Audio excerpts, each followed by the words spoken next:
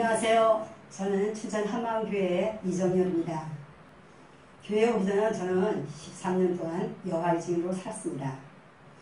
어떻게 여호와의 증인에서 예수 부활을 전하는 증인으로 변화됐는지 오늘 그 은혜를 나누고자 합니다. 어느 여름날 두 사람이 저희 가게에 찾아왔어요. 저는 그때 가정적으로, 정신적으로, 물질적으로 가장 힘이 들었을 때였어요.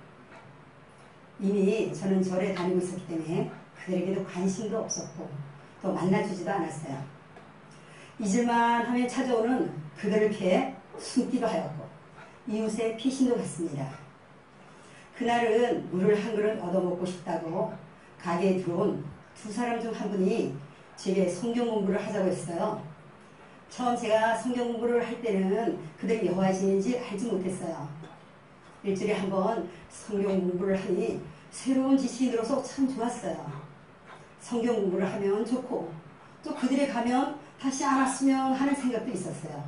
그렇게 시간이 흘러갔어요. 나중에 어느 정도 시간이 흐르자 자신들이 여호와의 증인이라고 밝혔어요. 하지만 그때는 기독교에 대한 지식이 없어서 성경을 읽는 사람은 뭐 다 똑같지 뭐 하는 생각이 있어서 별 문제 없이 받아들이게 되었습니다. 시간이 흐르자 자연스레 왕국회관이라는 곳을 다니게 되었어요. 왕국회관이라니 하니 처음에는 무슨 식당 이름인 줄 알았어요. 그것은 여호와의 증인의 모임 장소였죠. 근데 시간이 지나 또 자연스럽게 침례를 받기 위해서는 내가 전도를 좀 해야 될 것 같아서 당시에 낳은 지 얼마 안 되는 아이였고 아주 칼바람이 부는 날 전도를 시작했습니다. 많은 사람들은 제게 질문을 하기를 왜 여호와 증인들은 그렇게 열심히 전도를 하는 거야? 이렇게 물어본 적이 있습니다. 그들은 미리 시간을 약속하기 때문에 열심히 할 수밖에 없어요. 제가 다닐 당시에는 보통 그 정규 전도리라고 해서 그분들은 한 달에 90시간, 보조 전도인은 한 달에 60시간, 보통은 6시간 이상은 반드시 해야 됐어요. 네, 여호와의 증인의 전도는 이 사람 숫자가 아니라 시간으로 계산을 해요. 그래서 내가 이제 전도를 해야겠다 하면서 집을 나서는 순간부터 시작해서 집에 돌아올 때까지 시간을 계산을 해요. 그리고 또 뭐 개인적인 일이 있으면 그것도 빼기도 해요. 또 열심히 하는 사람은 하루에 보통 2-3시간 정도 해야 되는데 뭐 몸이 아프거나 또 가정에 문제가 있으면 또 이게 다른 날로 미뤄서 하루 종일 전도를 하기도 합니다. 여호와의 증인들이 가르치는 내용은 저의 아주 입맛에 딱 맞았습니다.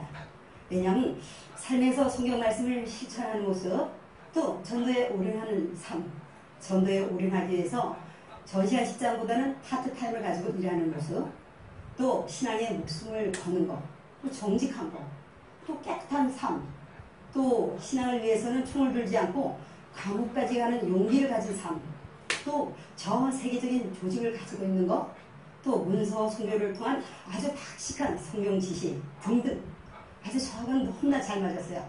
그래서 제가 꼭 원하는 신앙의 모습이었어요. 그래서 아주 나름대로 큰 자부심을 가지고 있었습니다. 파스데와 피엘대에 다지는 모든 여호와의 증인들이 보는 잡지예요. 이 잡지는 통치체에서 기름 부음 받은 8명이 사람들이 깨달은 말씀을 기록한 것이에요. 여기에 모든 기본적인 것이 다 들었어요. 일요일이면 왕국회관에 모여서 이 파스데의 내용을 가지고 질의응답식으로 예배를 봤어요. 전 세계 여호와의 증인들이 이렇게 같은 내용을 가지고 예배를 본다는 게 저는 참 놀랐어요.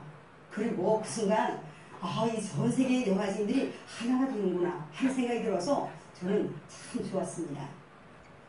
많은 사람들은 여호와의 증인들에게 전도를 할 때 이단이라고 말하는 사람들을 본 적이 있어요. 그러면 우리끼리 듣지 못하게 그래 우리는 그래 이단이다. 그럼 너희는 사단이냐? 이렇게 웃으면서 지나간 적도 많습니다. 여호와의 증인들은 천국과 지옥 그 자체를 믿지 않고 지상 낙원에서 영원히 산다고 믿습니다.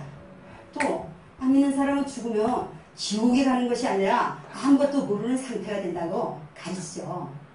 또 이게 평화를 위해서 총을 들지 않고 감옥에 가는 것을 저는 참 거룩하다고 생각했어요. 그런데 나중에 구약 성경을 제가 읽어보고 깜짝 놀랐잖아요. 왜냐하면 그 구약 성경이 맨 전쟁의 역사이기 때문이죠. 여호와증인들은 수혈을 하지 않습니다. 그래서 각자 수혈 거부 카드를 가지고 다녀요. 왜냐하면 교통사고가 나거나 의식을 잃었을 때 자기도 모르게 수혈을 하지 않기 위해서죠. 근데 생각을 해보니 저를 지금까지도 살려준 것이 너무나 감사해요. 만약에 그때 사고가 나서 죽었다면 복음을 듣지 못해서 지옥에 갈 뻔했잖아요. 제가 지금 생각만 해도 가슴이 너무나 철렁합니다. 여호와의 증인들은 명절이나 제사 또 생일 같은 것을 전혀 지내지 않습니다. 그러니 모든 친척 간의 그 관계들이 되지 않아서 결국은 고립이 되게 되죠. 그러니 더욱더 신앙에 의지할 수밖에 없었습니다. 어느덧 훌쩍 10년의 세월이 흐르고 여호와 증인 생활을 하면서 낳은 두 아이가 있어서 제게는 아이가 셋이나 있었습니다. 남편은 가정을 돌보지 않아서 생활은 날이 갈수록 피폐해졌죠. 두 아이가 아직 어렵게 한 아이는 어린이집에 맡기고 초등학교 저학년인 그 언니가 와서 이게 돌봐야 됐어요. 그리고 저도 이 생활이 10년이 지나니까 이제 굉장히 많이 지쳐있게 되더라고요. 어느 날 직장을 마치고 돌아오는 길에 만난 아이들의 모습은 너무 가여웠어요. 누가 돌보지 않아서 아주 떼꾸기 흐르는 얼굴을 하고 아주 꼬작꼬작한 얼굴을 하고 해수문 길에 아이들에게 놀고 있는데 정말 제 마음이 그 순간 아주 훅 무너지는 줄 알았어요.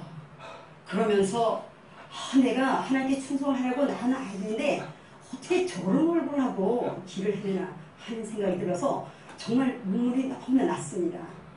그러면서 우리 동네를 전도하느라고 누리고 다니는 지체들이 순간 원망스러웠습니다.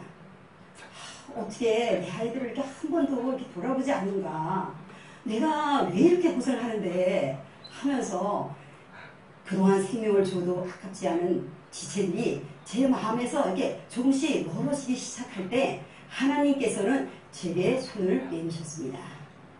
진리를 통해서 한마음교회 사람들을 만나게 되었어요. 처음 만난 목사님은 제게 하나님은 중심을 보신다고 하셨어요. 이 하나님은 중심을 보신다는 말씀이 제 머리를 순간 강타한 거예요. 정말 이 말씀을 제가 찾아보니까 사무엘상 16장 7절 그 후반절에 보니까 사람은 외모를 보거나 나 여호와는 중심을 보느니라고 되어 있는 거예요. 이 중심을 보신다는 말씀이 어디를 가도 무엇을 해도 제 머리를 확 잡고 아주 일주일 내내 떠나지 않고 아주 이 머리를 흔들어대는 거예요. 저는 그동안 여호와의 증인들의 겉모습을 참 중시하는 사람이었어요. 깨끗한 삶, 본이 되는 삶, 또 항상 그 단정한 옷차림에 나름대로 큰 자긍심을 느끼고 있었습니다. 그런데 저희 이런 인본적인 생각이 중심을 보신다는 이 한마디로 산산한 조각이 나버린 거예요. 교회 목사님 말씀대로 착한 사람은 겉모습이 착하고 도덕적인 사람이 아니라 하나님의 말씀을 잘 듣고 순종하는 사람이 같더라고요. 이렇게 해서 중심을 보신다는 그 한 말씀이 저의 전 인생을 강타했습니다. 그래서 그 뒤에 저는 한마음교회 사람들하고 만나게 되어서 말씀을 듣게 되었습니다. 그렇다고 제 마음이 완전히 이렇게 돌아선 건 아니었어요. 그런데 제 마음을 열게 된 계기가 교회에서 여호와를 말하더라고요. 저는 교회에는 오직 예수만 말하는 줄 알았는데 여호와를 말씀하신다는 걸 듣고 너무나 깜짝 놀랐어요. 그리고 그 당시 또 마침 유행하던 복음 성가가 제목이 너무나 좋게 주 여호와는 광대하시도다. 그 찬양 가사가 제 마음을 얼마나 흠씨 이게 진짜 마음을 씻게 해주는지 제 마음이 활짝 일어나지게 되었습니다. 그것을 계기로 제가 처음으로 한마음교회에 발을 디디게 되었습니다. 처음 교회에 들어오는 날 저는 깜짝 놀라는 일이 있었습니다. 왜냐하면 간증을 하려고 사람들이 강대상에 막 이렇게 올라가는 거예요. 그런데 여자들도 담대하게 강대상을 막 올라가는 거예요. 왜냐하면 여호와 증인들은 절대 이 말씀을 전하는 중앙 강대상에 서지 않습니다. 왜냐하면 여자들은 교회에서 잠잠하라고 했기 때문이죠. 또 여자들에게는 어떤 직함도 주지 않았어요. 또 교회 내에서 보니까 그 옷차림이 옷차림들이 너무 자연스러운 거예요. 항상 이 긴 치마에 익숙한 저는 이게 문화적인 충격이 오더라고요. 그것은 항상 예배를 볼 때, 전도를 할 때 항상 단정한 이 치마 차림이었어요. 바지는 아마 한 장도 없었을 거예요. 그런데 지금은 반대가 되었습니다. 지금은 치마를 거의 입어본 적이 없는 것 같습니다. 이렇게 여호와의 증인의 삶을 청산하고 교회에 다니게 되었어요. 그런데 참 말씀을 듣는 것은 쉽지 않더라고요. 어떤 데는 말씀을 듣다가 이게 분이 나서 막 씩씩거릴 때 제 가슴에서 비수가 시퍼런 비수가 5, 6자루씩 말씀을 전해주는 상대방의 가슴으로 쉬 날아가는 그런 장면도 제가 본 적이 있어요. 또 어떤 때는 말씀을 나누다가 그냥 대적하고 그 다음에 씩씩거리기도 했어요. 또 어떤 데는 예수님이 십자가에서 죽었다고 말씀하는 거예요. 그러면 제가 아니 통나무에서 죽었지 통나무 어떻게 해서 십자가에서 죽었어요? 하면서 막 대답을 했습니다. 그러면 말씀을 전해주시는 분이 우리를 위해서 죽은 것이 중요하지 아니 통나무에서 죽든 십자가에서 죽든 그것이 무엇이 중요하냐 이렇게 말씀하신 적도 있습니다. 이렇게 오랫동안 배웠던 것들이 있어서 말씀을 듣는 것이 쉽지 않았던 것이죠. 또 강대상에서 흘러나오는 목사님의 말씀도 잘 들을 수가 없었어요. 왜냐하면 목사님께서 한 말씀을 하시면 저는 그 말씀에 그 관계된 성경 구절이 막 한 10개씩 떠오르는 거예요. 줄줄이. 왜냐하면 여호와 증인들은 전도를 하기 위해서 많은 말씀을 감수하기 때문이죠. 그리고 또 어떤 데는 목사님께서 말씀을 전하고 나면 씩씩거리면서 콧바람을 막 이렇게 내보면서 가서 막 얼굴이 시뻘개져서 항의를 하러 간 적도 있어요. 또 어떤 데는 제가 이렇게 말씀을 못 받으니까 너무 힘들더라고요. 그래서 이제는 이제 떠나야겠다 이렇게 생각한 적도 있어요. 그런데 성령님께서 강권적으로 역사를 하셔서 말씀을 주셨어요. 그러니까 두려워서 떠날 수가 없었습니다. 그러던 어느 날 목사님께서 아는 것이 중요한 것이 아니라 한 말씀에 굴복하는 것이 중요하다고 하셨어요. 이렇게 많은 잘못된 지식이 말씀을 들을 수 없게 한 것이에요. 제가 그동안 이 아는 거, 이 아는 것이 믿는다고 착각을 한 것이죠. 조금 시간이 지나자 말씀이 전체가 들리는 것이 아니라 한 말씀씩 들어오기 시작했습니다. 제게 처음 들리는 말씀은 영생이라는 단어였어요. 정말 그 순간 감사하고 또 감격했습니다. 그러면서 그 뒤로 말씀이 조금씩 귀에 들리기 시작했습니다. 제가 한마음교회에 와서 알게 된 것은 예수님이 전능하신 하나님이라는 사실이에요. 저는 그동안 여호와만이 유일한 하나님이시고 예수님은 여호와께서 심부름을 보내기 위해서 이 땅에 보낸 피조물이라고 알고 있었어요. 그랬기에 예수님이 십자가에서 피 흘려 돌아가셨어도 어떤 감정도 어떤 느낌도 없었어요. 아니 오히려 무감각해서 비웃었어요. 그리고 길을 가다가 교회에 걸린 그 십자가 있잖아요. 그걸 보면 아니 살아계신 여호와 하나님을 경배해야지 아니 왜 피조물인 예수를 경배하는 거야? 하면서 다들 싫어했어요.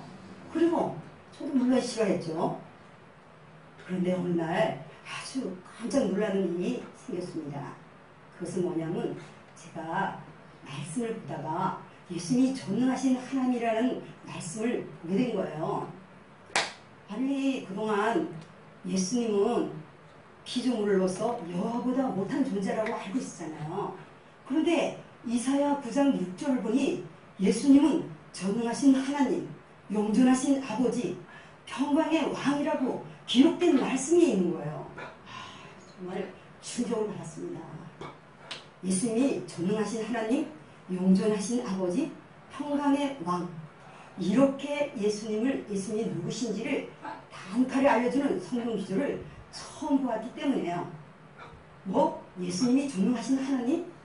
게다가 영존하신 아버지? 그러면 이분이 창조주가 맞네 하는 생각이 들었어요. 그런데 여기서 제 생각을 멈출 수밖에 없었습니다. 왜냐하면 이 말씀을 저와 어떻게 연결할지 몰랐기 때문에요. 그러면서 속으로 그럼 저는 이제 어떻게 해야 하나요? 하고 생각했어요. 그런데 때마침 교회에서 이 말씀을 풀어주는 말씀이 선포되기 시작했어요. 예수님이 나의 죄를 위해서 죽으시고 부활하셨다는 거예요. 이 부활로 예수님이 하나님의 아들임을 인정되셨다는 거예요. 그러면서 예수님의 부활, 이 부활을 통해만 예수님이 하나님인 것을 알게 된다는 거예요. 그러면서 그 말씀을 가지고 고민해보고 확증하라 하신 거예요. 예수님이 누구인지를 정확하게 알아야만 이분을 나의 주, 나의 하나님으로 믿을 수 있다는 거예요. 그런데 여호와의 증인 때부터 저는 고민이라는 것을 해본 적이 없어요. 그래서 도대체 뭘 고민을 해야 되나, 그것이 고민이었어요. 그리고 또 속으로 이렇게 생각했어요. 예수님이 나는 전능하신 하나님을 안다. 그런데 뭘 또 고민을 하라고 하나 하는 생각을 하였답니다. 그런데 오늘 그 목사님께서 말씀하시길 귀신들도 예수님이 전능하신 하나님을 안다. 그렇다고 그들이 천국에 가는가? 하고 호통을 치셨는데 그때 정신이 제가 호통 났습니다.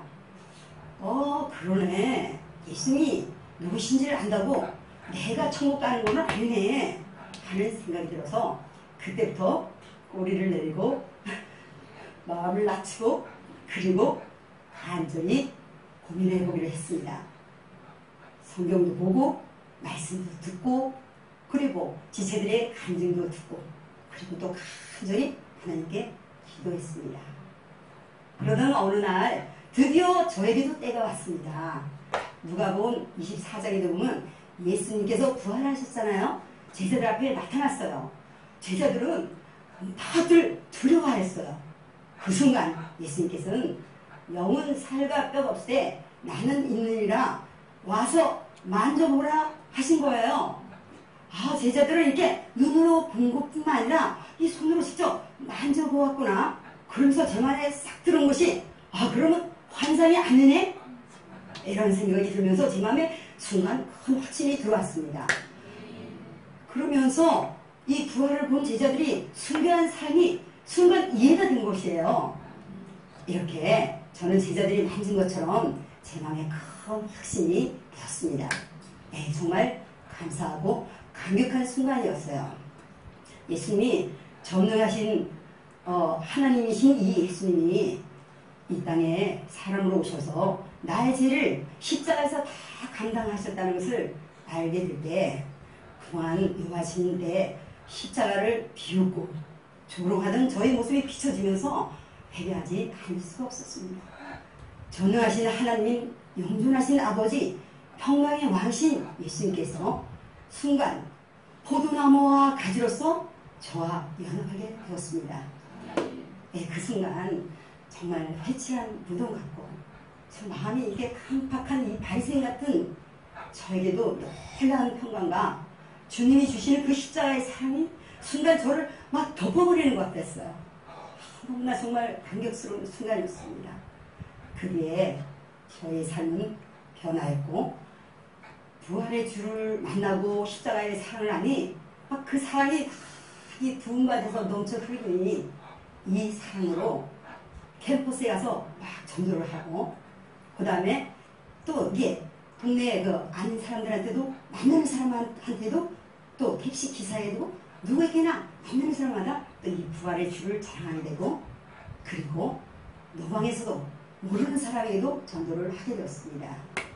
지금은 젊을 때처럼 그렇게 활동적이진 못해도 지금도 여전히 시간이 있을 때마다 길에 나가서 노방전도도 하고 아는 사람을 만나면 또 부활의 복음을 전하고 또 모든 친척들, 친구들에게도 이 부활의 복음을 적극적으로 전하고 있습니다. 전도는 제가 죽을 때까지 하는 저의 사명인 줄 믿습니다. 이렇게 부활의 주를 만나고 또 십자가의 사랑을 아니 사실 여호와의 증인 때도 하나님이 보였다 안 보였다 하는 것 때문에 제가 사실 힘들었거든요. 그런데 이제는 모든 것이 이 부활의 주를 만나니 전혀 흔들리지 않아서 너무나 기쁩니다. 그리고 너무나 좋습니다. 또 어려운 일이 생기더라도 살아계신 예수님을 보니 정말 아무것도 아니라는 생각이 듭니다. 기쁘고 자유한 소식을 모든 사람들에게 전하는데 저의 모든 삶을 올인하고 싶습니다. 모든 분들이 부활의 주를 만나서 아주 참된 행복을 누리시고 또 살아계신 예수님과 영원히 동행하는 삶이 되기를 간절히 원합니다. 감사합니다.